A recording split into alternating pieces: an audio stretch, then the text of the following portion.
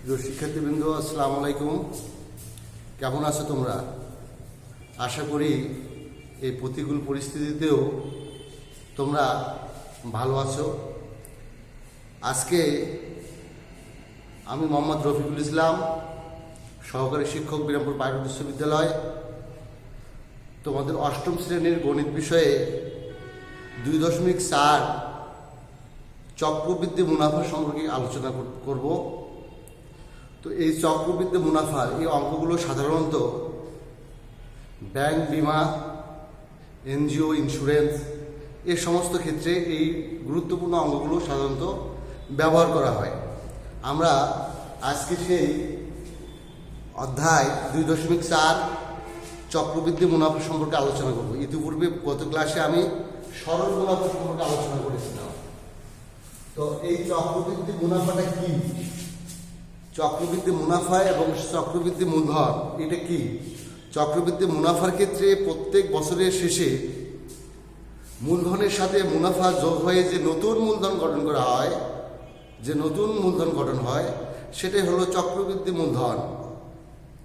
এবং এই চক্রবৃদ্ধি মূল বা সবৃদ্ধি মূলের সাথে যে মুনাফা থাকে সেটাই হলো চক্রবৃদ্ধি মুনাফা। তো আমরা আজকে সেই চক্রবৃদ্ধি মুনাফা নিয়ে আলোচনা করি। এই চক্রবৃদ্ধি মুনাফার দুইটি সূত্র রয়েছে। একটি হলো চক্রবৃদ্ধি মূলধন, চক্রবৃদ্ধি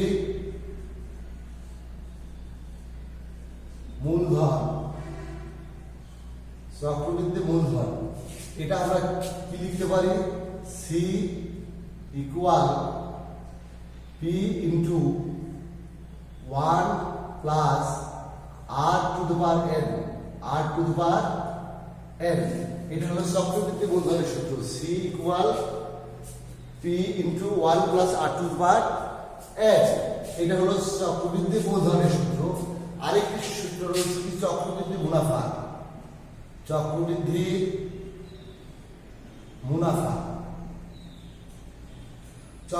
মুনাফা আমরা কি লিখতে পারি?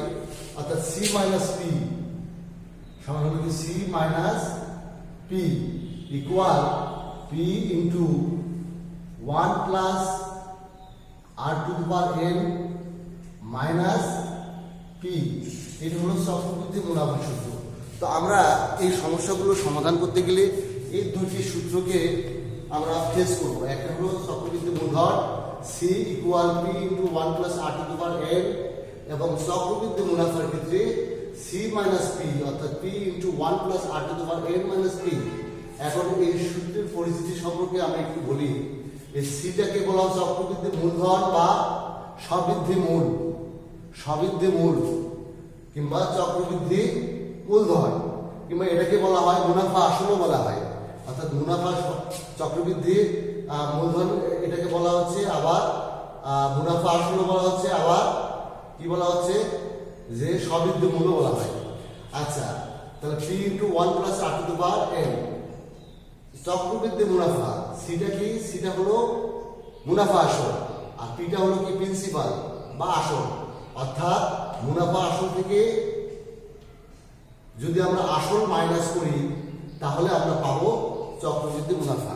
তো আমরা এই সূত্রের আলোকে একটি সমস্যা দাঁড় করাই এবং সেটা সমাধান করার চেষ্টা করি। একটা সমস্যা দাঁড় করায়, যেমন মনে করো একটি সমস্যা লিখি। মনে করো বার্ষিক শতকরা, এই সমস্যাটা হলো বার্ষিক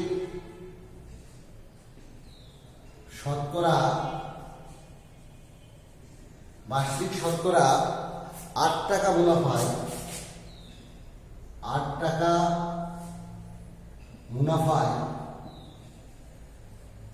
62,500 টাকা 62,500 টাকা 3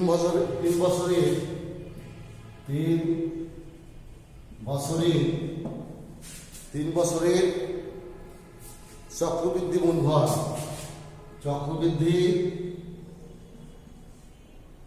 চক্রবৃদ্ধি মূলধন নির্ণয় করো, নির্ণয় করো।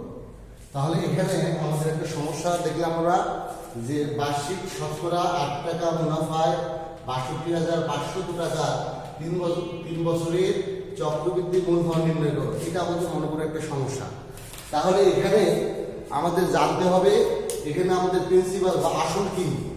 তাহলে এখানে আসল হচ্ছে ৬২,৫০০ টাকা এবং মুনাফার হার যেটা সেটা শতকরা কত 8 টাকা এবং সময় কত 3 বছর, অর্থাৎ n সমান 3। আচ্ছা, তাহলে আমরা এই সমস্যাটা সমাধান যদি করি, তাহলে এটা কি দাঁড়ায়? এখানে দেওয়া আছে, আমরা লিখতে পারি দেওয়া আছে এখানে p সমান কত ৬২,৫০০ টাকা এবং মুনাফার হার রেট অফ ইন্টারেস্ট যেটাকে বলছে আর সমান কি আছে 8%, বা এটাকে আমরা লিখতে পারি 8/100। আচ্ছা, এবং সময় কি n সমান কত দেওয়া আছে 3 বছর। এটা আমাদের এই জিনিসটা দেওয়া আছে। এখান থেকে আমি ইতিপূর্বে বলেছিলাম যে যখন কোনো আসল কিংবা সময় কিংবা মুনাফার হার চাওয়া হয় তখন আমাদের 4টি উপাত্তের মধ্যে 3টি দেওয়া থাকে। ঠিক তেমন এখানে 3টি দেওয়া রয়েছে। 8 একটা উপাত্ত, ৬২,৫০০ এইটা একটা উপাত্ত এবং 3 বছর এইটা একটা উপাত্ত। এই 3টি উপাত্ত দেওয়া আছে। আমার চতুর্থ উপাত্তটা কি? চতুর্থ মূলধন নির্ণয় করতে বলতেছে, চতুর্থ মূলধন, অর্থাৎ C ইকুয়াল হর এটা জানতে চাচ্ছে চক্রবৃদ্ধি মূলধন কত। তাহলে আমরা যথারীতি আমরা সূত্রটা এখানে প্রয়োগ করতে পারি। সূত্রটা কি? চক্রবৃদ্ধি মূলধনের C equal P into 1 plus R two the power n। তাহলে এখানে পিটা কি? পিটা হলো ৬২,৫০০ টাকা। তাহলে ৬২,৫০০ ইন্টু তাহলে 1 প্লাস আর সমান কত? আর সমান 8/100, 8/8/100। এর উপরে পাওয়ার দিয়েছে n মানে কি? সময় কত 3 বছর। এটা আমরা এখন ক্যালকুলেশন যদি করি তাহলে কি দাঁড়ায়? তাহলে আসতেছে এখানে আসলে দেখি এখানে একটু কাটাকাটি শুরু করে নিতে পারি আমরা। এখানে 4 2 8, 4 25 কে 100। তাহলে আমরা ৬২,৫০০ লিখি। এরপরে 1 প্লাস 2/25, এরপরে পাওয়ার কি 3, ৬২,৫০০ ইন্টু তাহলে আমরা ফার্স্ট ব্র্যাকেটের মধ্যে একটা কাজ রয়েছে, সেটা কি? ভগ্নাংশের যোগ। এই যোগটা যদি করে নেই তাহলে কি হচ্ছে? লসাগু কত 25। এখন 1 দ্বারা 25কে যদি ভাগ দিই তাহলে কত হয়? 25 বার যায়। তাহলে 25 কে 25 যোগ 25 দিয়ে 25কে ভাগ করলে 1, 1 দিয়ে 2 কে গুণ করলে 2 কে 2। তাহলে আসলে কি 25 প্লাস 2 ডিভাইডেড বাই 25। তাহলে কি দাঁড়ালো? ৬২,৫০০ এখানে 27 ডিভাইডেড বাই 25, 25 আর 2 যোগ করলে 27 ডিভাইডেড 25, এর উপর পাওয়ার কি 10। এখন এটাকে আমরা 27কে যদি 25 দ্বারা ভাগ করি, তাহলে এখন 27কে যদি আমরা 25 দ্বারা ভাগ করি তাহলে কি আসবে? তাহলে আসবে, একটু ভাগটা করে নেই দেখি। 27কে যদি 25 দ্বারা ভাগ করা হয়, 27 ভাগ 25, তাহলে 1.08। তাহলে আমরা লিখতে পারি ৬২,৫০০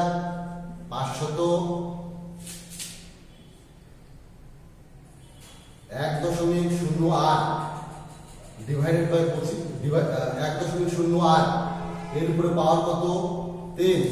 তাহলে আমরা এখন এটাকে কি করতে পারবো? ৬২,৫০০ গুণন 1.08 গুণন 1.08 গুণন 1.08 গুণ করে দিতে হবে।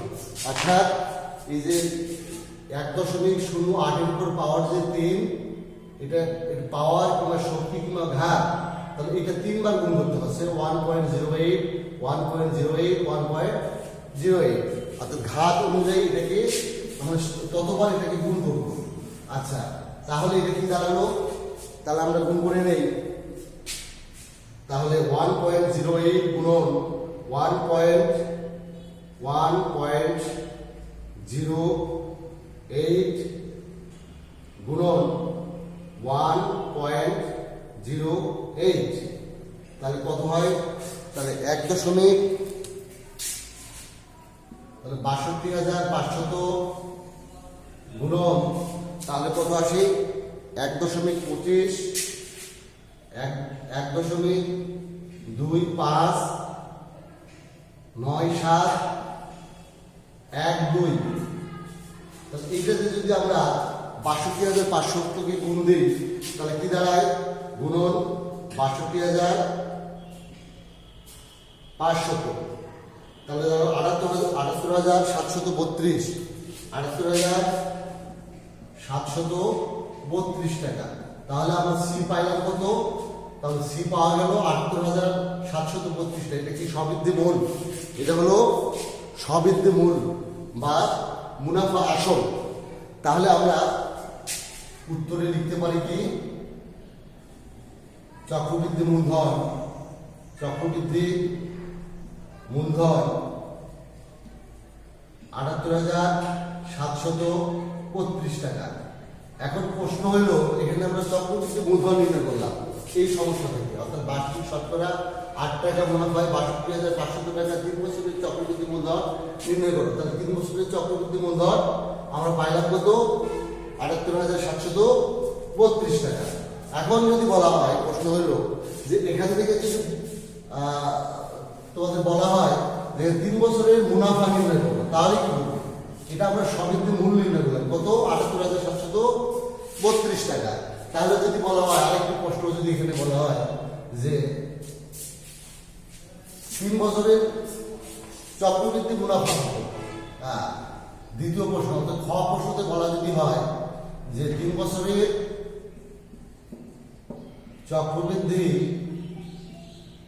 চক্রবৃদ্ধি মুনাফা কত? মুনাফা কত? এরকম যদি একটা প্রশ্ন দেওয়া থাকে, কত আমরা সলভ করলাম যে এই বার্ষিক শতকরা 8 টাকা মুনাফায় 62,500 টাকা 3 বছরের চক্রবৃদ্ধি মূলধন নির্ণয় করলাম 78,732 টাকা। এখন যদি এই অঙ্গ থেকে বলা হয় তাহলে 3 বছরের চক্রবৃদ্ধি মুনাফাটা কত ছিল? ইতিপূর্বে আমরা কিন্তু সবৃদ্ধি মূল নির্ণয় করেছি, অর্থাৎ সি আমাদের নির্ণয় করা হয়েছে কত? 78,732 টাকা। তাহলে এখান থেকে যদি 3 বছরের চক্রবৃদ্ধি মুনাফা নির্ণয় করতে বলা হয়, তাহলে এর সমাধানটা কি হবে? এর সমাধানটা আমরা দ্বিতীয় সূত্রটা আমরা লক্ষ্য করি। দ্বিতীয় সূত্রতে কি ছিল? C minus p. চক্রবৃদ্ধি মুনাফা মানে কি? চক্রবৃদ্ধি মুনাফাটা হলো সি মাইনাস পি, তো সি মাইনাস পি। আচ্ছা, তাহলে আমরা সি মাইনাস পি তে কি লিখতে পারি? তাহলে সি মাইনাস পি, সি সমান কি? P into 1 plus r to the power n minus p. তাহলে এখানে আমরা ক্ষতি পেয়েছি কি? খ হতে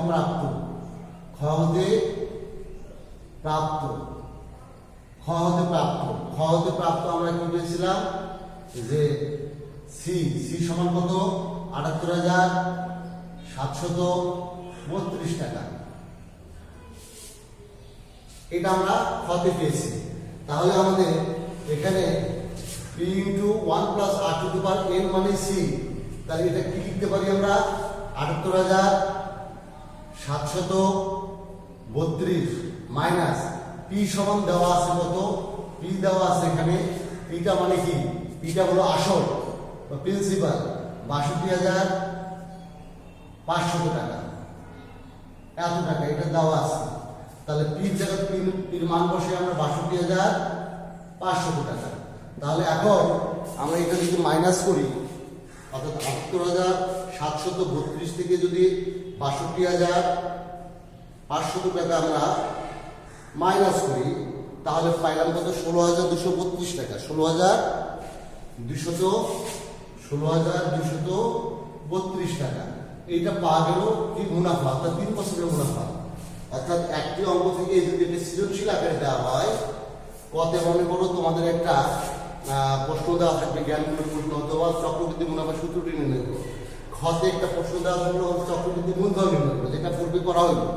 এবং গতে যদি একটু অঙ্ক চাওয়া হয় যে তাহলে 3 বছরের চক্রবৃদ্ধি মুনাফা কত ছিল, তাহলে 3 বছরের চক্রবৃদ্ধি মুনাফা হলো ১৬,২৩২ টাকা। তাহলে আমরা একটি সমস্যা থেকে 3টি অঙ্ক মোটামুটি আমরা পেয়ে যাচ্ছি। তাহলে উত্তর এটা 3 বছরের মুনাফা, 3 বছরের মুনাফা ১৬,২৩২ টাকা। এখন এই অঙ্কগুলো যে শুধু ব্যাংক, বীমা কিংবা কোনো আর্থিক প্রতিষ্ঠানে এটা হয়ে থাকে সূত্র প্রয়োগ করে তা নয়। এই কোয়ালিটির আরো একটা যদি সমস্যা তোমাদের আমি বলি, যেমন মনে করো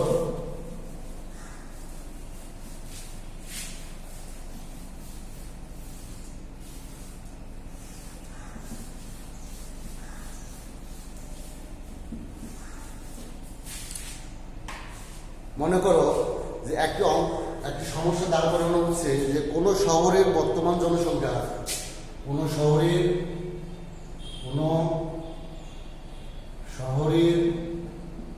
বর্তমান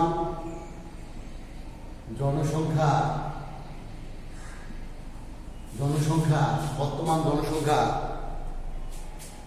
৮০ লক্ষ।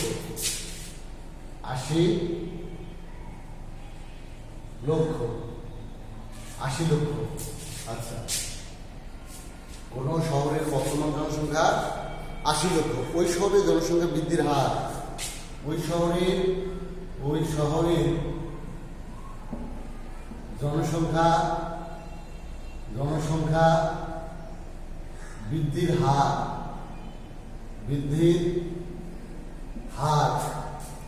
বৃদ্ধির হার প্রতি হাজারে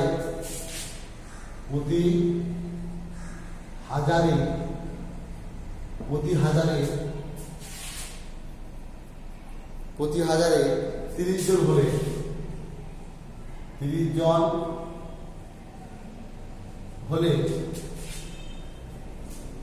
হলে 3 বছর পর ওই শহরের জনসংখ্যা কত হবে? 3 বছর পর ওই শহরের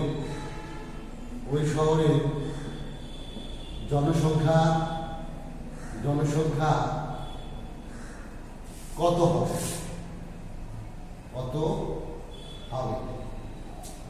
এটা একটা সমস্যা। কোন শহরের বর্তমান জনসংখ্যা ৮০ লক্ষ, ওই শহরের জনসংখ্যা বৃদ্ধির হার প্রতি হাজারে 30 জন হলে 3 বছর পর ওই শহরের জনসংখ্যা কত হবে? তো প্রিয় শিক্ষার্থীবৃন্দ, ইতিপূর্বে আমরা যে অঙ্কটা অর্থাৎ যে সমস্যাটা সমাধান করলাম সেখানে দেখা গেল যে ওই অঙ্কগুলো কিন্তু সাধারণত ব্যাংক বিমাতে কাজে লাগে যায়, কোনো আর্থিক প্রতিষ্ঠানে কাজে লাগে যায়। তো এই ধরনের অঙ্কে কিন্তু এই চক্রবৃদ্ধি মুনাফার সূত্রটা প্রযোজ্য হয়। চক্রবৃদ্ধি মুনাফার সূত্র প্রয়োগ করে এই ধরনের সমস্যা সমাধান করা হয়ে থাকে। যেমন এটা সমাধান যদি আমরা করি, সমাধান যদি করি তাহলে এখানে দেওয়া আছে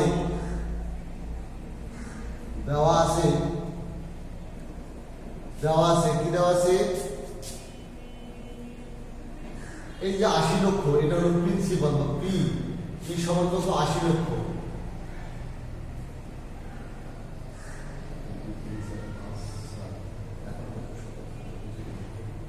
লক্ষ। তারপরে এখানে আর কি দেওয়া আছে? জনসংখ্যা বৃদ্ধির হার,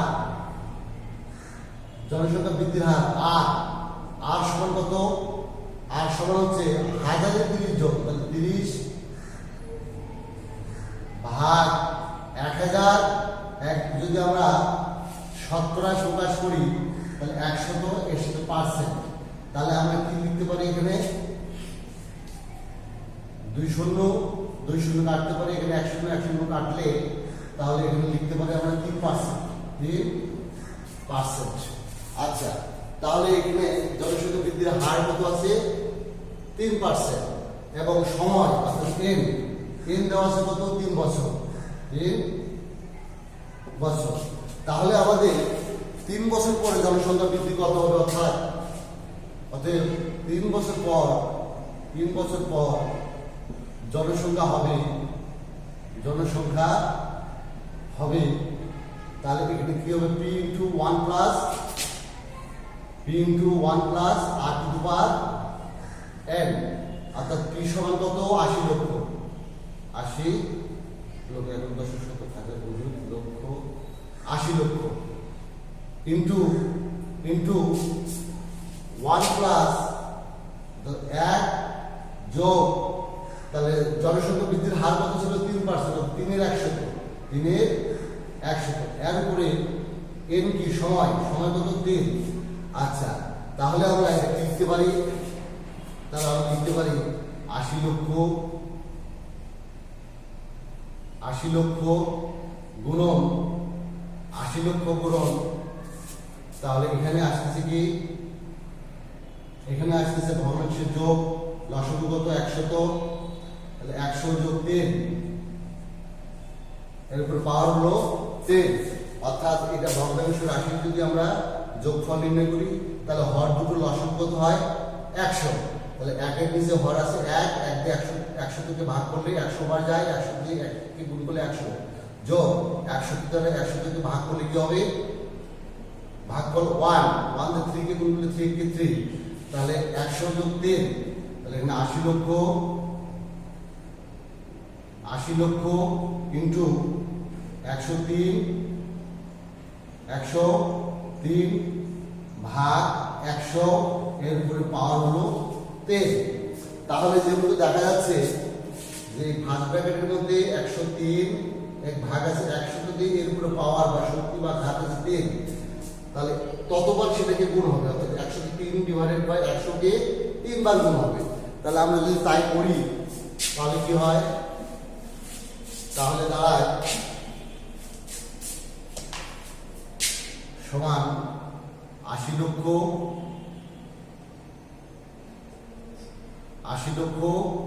ইন্টু 103